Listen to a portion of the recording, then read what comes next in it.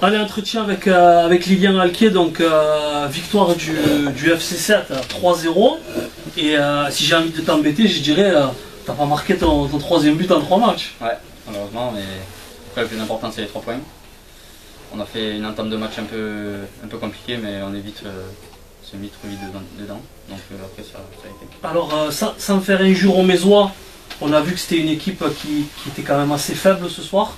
Ça reflète, selon moi et cela n'engage que moi, son classement actuel. Ouais. Mais on a également senti une équipe de 7 assez timorée, assez renfermée. Je sais pas ce que tu en penses, toi. Oui, c'est vrai, parce que on se dit ouais, ils sont derniers, donc on s'est senti un petit peu facile. Donc c'est sûr que ça aide pas. Après on a commencé mal le match, enfin mal, doucement on va dire, à leur rythme, et après on a su imposer notre jeu. Alors je peux peut-être te poser une question sûrement idiote, mais je te la pose quand même. On voit qu'au fil des semaines, la pelouse de ce Louis Michel, ça se transforme de moins en moins en une pelouse justement. Ouais, est-ce que c'est de plus en plus compliqué pour vous sur le terrain? Oui, c'est sûr, mais après on s'entraîne le mardi et le vendredi dessus. Mais après oui, c'est sûr, ça reste vraiment compliqué dessus parce que c'est que des forts rebonds, c'est pas évident. Qu'est-ce qui manque selon toi à ce FC7 pour être bon les 90 minutes durant? Ne rien lâcher surtout, parce que ou sinon on se la joue trop facile. Et ouais, on se la joue beaucoup trop facile. On voit qu'ils sont derniers avec 4 petits points, nous on est premiers, on doit jouer bien pendant 90 minutes.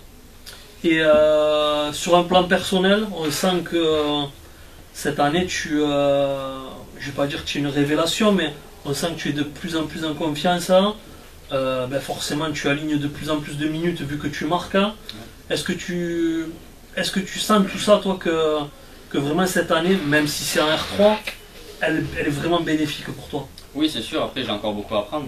C'est pas parce que je joue beaucoup là que j'ai rien à apprendre, parce qu'il y a plein de joueurs expérimentés comme Thomas Pron ou d'autres.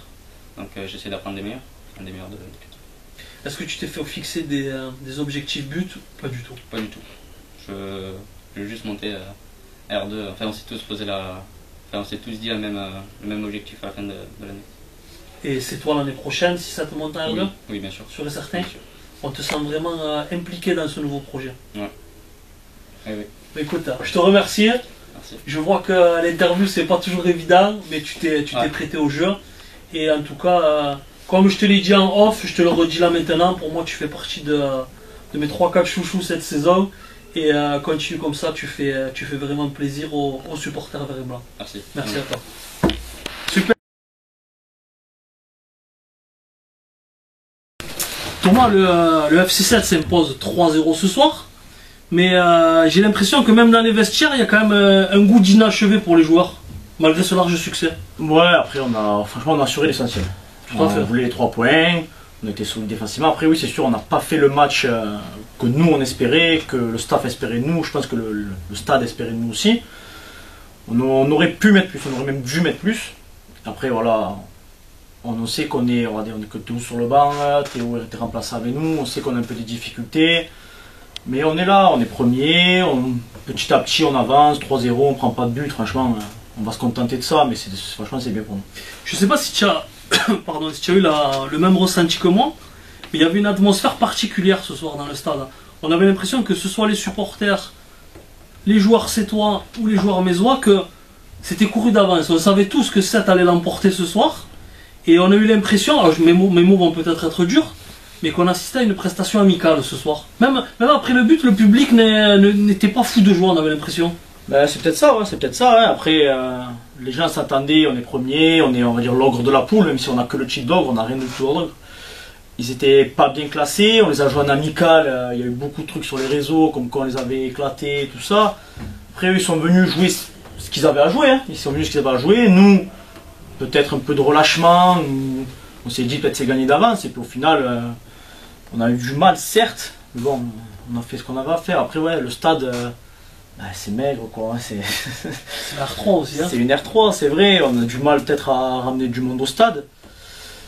On aimerait qu'il y ait une ambiance un peu chaleureuse, comme à tous les matchs. Après, quand il y a eu malheureusement le décès de Cara et l'hommage, il y avait du monde, on sentait que les gens étaient avec nous. Là, il n'y a pas un bruit, on marque, il n'y a pas un bruit. assez triste qu'on a connu. C'est dur de se motiver en tant que joueur?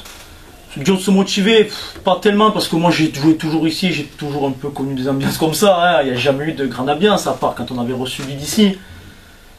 Ouais, c'est un peu dur de se motiver, parce qu'on sent que les gens sont venus comme au théâtre, quoi. Ils regardent, ils parlent pas, donc c'est un peu chiant, mais bon, on s'y habitue à force. Hein.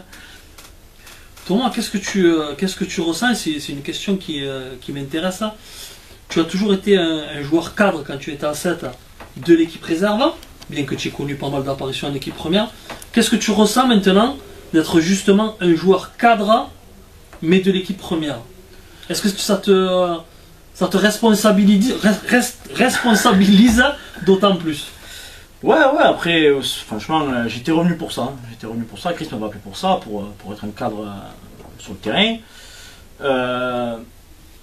Je suis revenu surtout pour montrer aux gens que je pouvais m'imposer.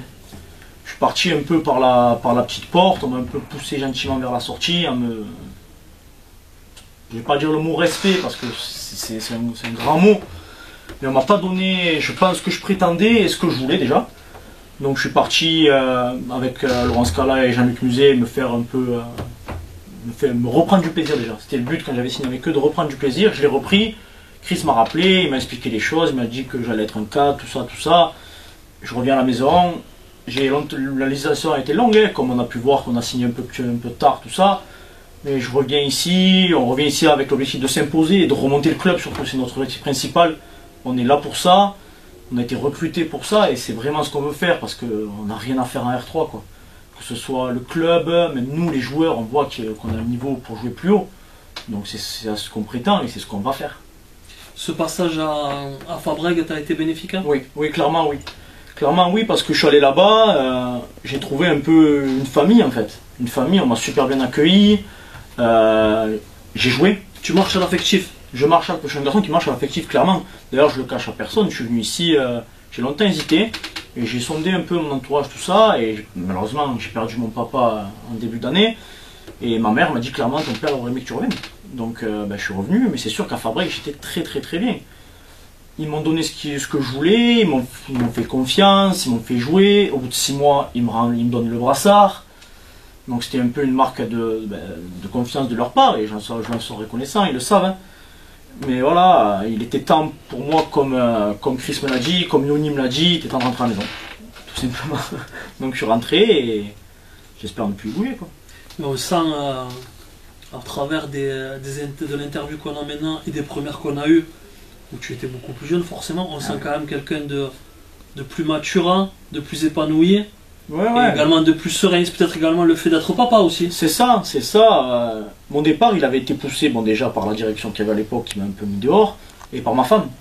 Parce que quand tu rentres à la maison le soir, que tu tires une gueule de 20 mètres, que tu prends plus de plaisir, ta femme, elle a te mettre des baffes, quoi. Elle en a marre. Elle m'a poussé à partir, elle a vu que j'étais nettement mieux, j'ai repris confiance en moi. Et c'est sûr que quand tu deviens papa, t'as pas le choix que de devenir un vrai homme, quoi. Donc c'est sûr, ça apporte un peu bonheur au quotidien, quoi. Tu rentres, là je sais que je vais rentrer, bon elle dort, mais bon, elle est là, donc je sais que je vais passer du bon temps. Quand je rentre à la maison, je rentre avec le sourire, je rentre plus à 22 h comme je rentrais malheureusement. Donc ça, oui, ça amène du baume au cœur, et ça a été une des raisons de mon retour ici aussi. Et en tout cas, ça sera le mot de la fin, du moins pour ma part.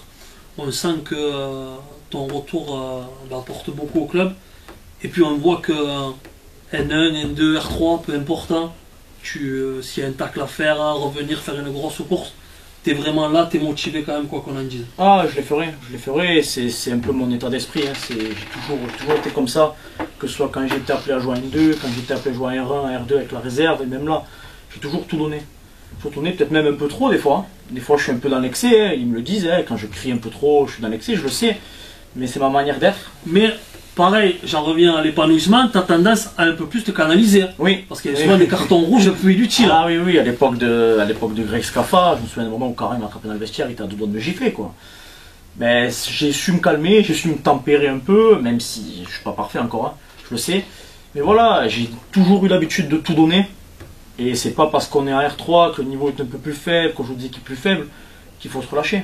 On est là pour faire pour mission, hein. On est là en mission, Donc je donnerai tout de la première à la 4e sur tous les matchs où je serai appelé à jouer malheureusement, parce qu'on sait qu'on est beaucoup muté, Chris a instauré un roulement, donc il faut prendre son mal à patience. Hein, bon, on arrive à faire les choses petit à petit, on sait qu'on a du mal, on joue avec des jeunes quand même de 17-18 ans quand ils montent, qui font vachement bien le taf. Là aujourd'hui on est 12, il nous manque Floris qui est suspendu, donc Floris déjà au milieu ça fait un trou quand même. Hein. Mais bon, on montre que tout le groupe est présent, que tout le groupe a envie d'avancer, et je pense qu'on est sur la bonne voie. Thomas, merci. Merci à toi. On se cru dans la confession intime. Je me confie. Non, mais c'était sympa. Merci beaucoup. Merci à vous. Merci.